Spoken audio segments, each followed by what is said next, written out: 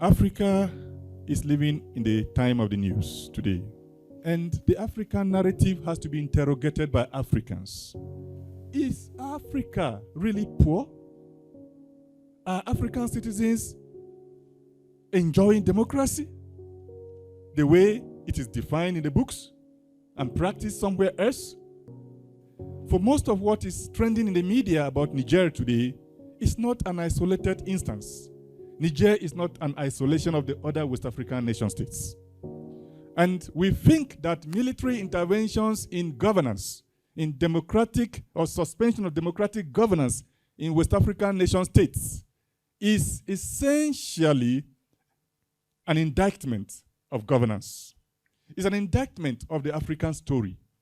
And all of us are involved. Today, we want to look at the military interventions that are beginning to become a rolling dice in West African states, the ECOWAS nation states. Are African states practicing democracy as defined from the West? Why are coups not taking place in Europe, but in West Africa now? What are the root causes? What are the remote causes? Because this is our story. And if we shy away from this story, we will continue to live a lie. And there is a dictum that says, if you live a lie for so long, you become a lie. And that is what seems to be rolling out in Africa. Africa is living in self-denial. The consequences of what we see in Niger is the fact that military interventions can disrupt the democratic processes and erode institutions. But beyond that, who are those benefiting from these democratic institutions? On a laughable note, let me look for my friend's trouble in INEC. You don't want EU to supervise, but you want EU's money. And then we ask the question, who supervises American elections from EU? And when last did you hear ECOWAS monitoring team in Belgian elections? Must we continue to be babies? The coup that happens in Niger is a bad signal to Africa generally. It means something is wrong. But instead of looking for what is it that went wrong, we are looking at why is the intervention. Even though nobody may want military to come back after passing through, so to say, democratical government, but they are happy. So we need to find out, why are they happy? Why is it that something has happened to remove them from democracy to military regime, and they are happy about it? What is the interest of other countries and the Western world? We need to look at our situation from the context of Africa, not from the context of the Western world. What works in Europe may not work in Africa because our context is different. Now, what guarantees peace in a state is civil order and social justice. If there is civil order and social justice, you will have peace and stability. Now, the absence of social justice, and when we talk about social justice, people's ability to have food on their table to eat, people's access to electricity, water, and the basic necessities of life is part of what social justice. In civil order, we're talking about rule of law, that everybody will be treated equally before the law. And where you have also democratic governments unable to fulfill these demands, they create a vacuum that you have overzealous military officers cashing in on. Addressing the root causes of military interventions in ECOWAS states is imperative for ensuring long-term stability, sustainable development, and respect for democratic principles. Failure to do that, whether it's in the academia, whether it's in practice or in the field, will still have journeys ahead of us. And this might just be the beginning. While some people have condemned, a lot of citizens are quite happy about the coup. That's the reality. Most of them are happy because the military government is now becoming attractive to many people. Do we now say that the military government is now a better alternative? That's a big question that African governments are being faced with. as far as we are not able to reorganize our democratic system, the truth is that there will be threats of military coups virtually everywhere again. And this explains why you have a lot of our youth, productive youth, engaging youth, leaving the continent to drove every day to Europe. So I think that we have a lot, because honestly speaking, we must be part of the solution to our problems. We cannot afford to allow Western world, people sit somewhere and keep dictating when we eat, when we sleep, how we live our lives. If the government in Niger had paid attention to some of these shades of our opinion, they would know that there's a problem somewhere. I know before President Bazoum became president, before he was sworn, there was an attempted coup. If really they looked at the remote causes of that attempted coup, they would have prevented this one from also happening. Because for the people to come out and celebrate, it means that they are now finding vent for their frustration. It means that the people in power are not doing the right thing. And the media particularly is not sending out the right information. And so I think there's need for the media in Africa to rejig the type of stories they send out. The stories of Africa must be told by Africans. And as such, the people of Nigeria, the media organization of Nigeria must wake up to that responsibility and engage properly with the communities and tell the world what is happening in Niger. And when you are educated, you will now know how to tell your own story. If you look at all the places you are having difficulty, go and check. There is poverty. And poverty and ignorance are very, very toxic. You go to this Niger, you see poverty, you see ignorance. So if you want to talk about way forward is how to now improve the capacity of the populace to take their own decisions. What is happening as military interventions in ECOWAS member states? Are they just the military boys on adventure? For those of you that have some sense of history, even here in Nigeria, we know that for every military coup, there are some people that play the music outside of the barracks. And we are seeing it play out in Nigeria, that the entire population is coming to a football stadium to cheer up the military boys. Is the conflict as defined by the ECOWAS Commission happening in West African states really uncomfortable to West Africans, as Prince has asked? Niger is telling us, Burkina Faso is telling us that the African citizenship is not uncomfortable with the conflict as defined by the ECOWAS Commission. So what are we talking about here? Are we saying that the military intervention should rather provoke us to ask questions as a people, or to provide answers as a people? Is it a shocking phenomenon to us, or we all knew a long time ago that it's just a matter of time we will get to this point? Our leaders usually don't want us to ask the questions of why. But the earlier we begin to ask why, the better. We have seen also dictators who are not in khakis. They are actually civilians who are elected, or people who have forced themselves into the system through some kind of scam elections. And now you see they are violating rights. You cannot speak up. You saw what happened in the Gambia.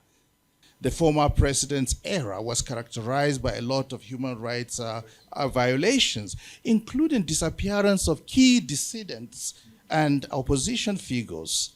And so what is going on is that there are instances where democracy actually has turned against the people because of the actors. The actors have turned against their own people. They have impoverished their people. Corruption has been also deeply entrenched, depriving people of the ingredients they need for good life. And this is part of the problem. So where was ECOWAS? The question that Dr. Adelabo just raised. When these things are happening in different countries, we want to hear ECOWAS speaking up and say, doing something about it. And I think this is a tricky one, because when you have a club of head of states or head of governments coming together, you don't want to bash each other. The move of ECOWAS now against Niger is to actually make sure that it's about the head of states, the head of governments, to make sure that I will not be the next in line.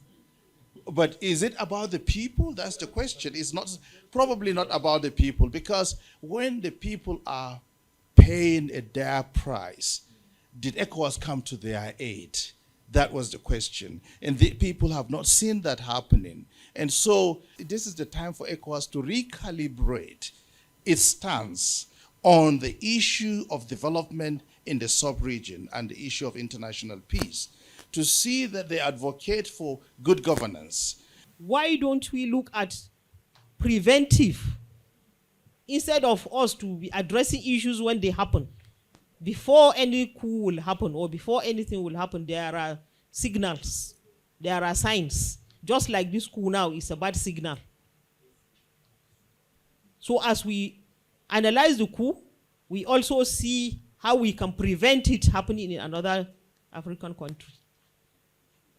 Otherwise, we'll continue to be rolling and rolling like a ball. It happens here, we roll the ball. It happens there, we roll the ball. But where is the solution?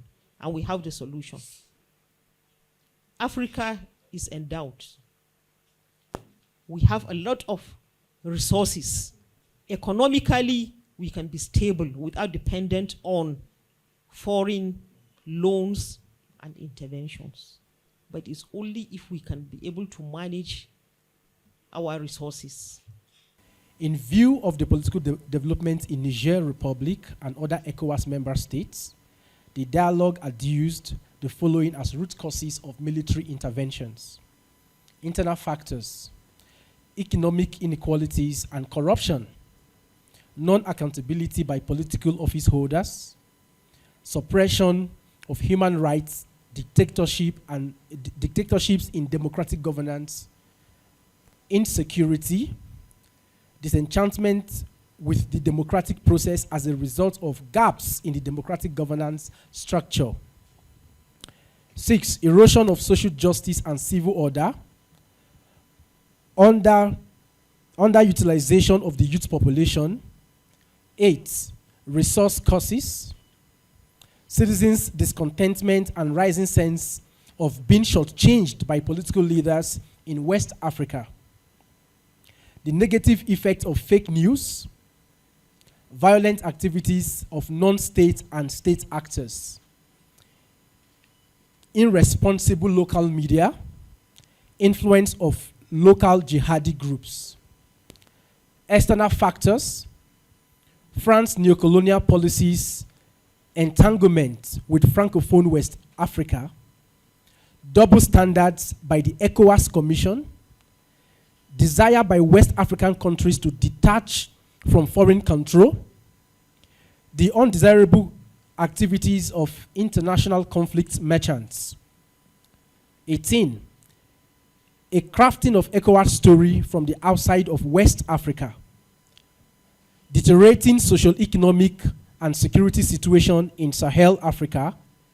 The fall of Gaddafi opens a floodgate of SAWX, globalization and proliferation of social media fake news, and penchant for cynicism and sarcasm. Influence of international jihadi groups, shift in the global power system from unipolar to multipolar system, and the use of Africa as a battleground for Western power struggles. Implications of the military interventions in Niger. Potential proliferation of insecurity across sub-region, disruption of existing smooth relationships with neighboring West African countries, negative socio-economic implications for Nigeria, humanitarian crisis, a call for effective leadership and transformative political leadership in other member states. In view of this, the one-day expert dialogue came up with this recommendation.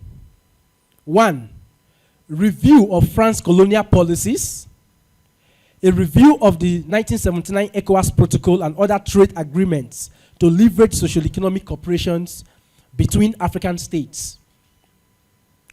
Government of ECOWAS member states should promote accountability, a proactive fight to combat insecurity, a more effective control of West African porous borders.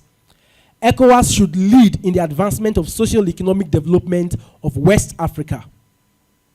ECOWAS Commission should instill confidence in the democratic system in West African states by recalibration of its stance on democracy and good governance. Ensure a robust collaboration between CSOs, like civil society organizations, and ECOWAS Commission to promote citizens' participation, accountability in governance, and strengthen democratic institutions. Africans to take ownership of both the African narrative and development path. Elections should be free, fair, transparent, and reflect the choices of citizens. Democracy still remains the best form of governance, but it must reflect the aspiration of citizens. Diplomacy still remains the best path to addressing the situation in Niger, not military action as touted by ECOWAS. Ensure effective job creation for the citizens. ECOWAS should review regime of sanctions imposed on Niger to promote continuous dialogue and citizens' welfare. Lastly, ECOWAS should promote an independent, corrupt-free judiciary in member states. Ladies and gentlemen, this is the communique adopted from the one-day expert dialogue on the remote causes of military intervention in ECOWAS states. I thank you, ladies and gentlemen, for being part of this conversation, and we are going to be forwarding this communique to the ECOWAS Commission for immediate implementation.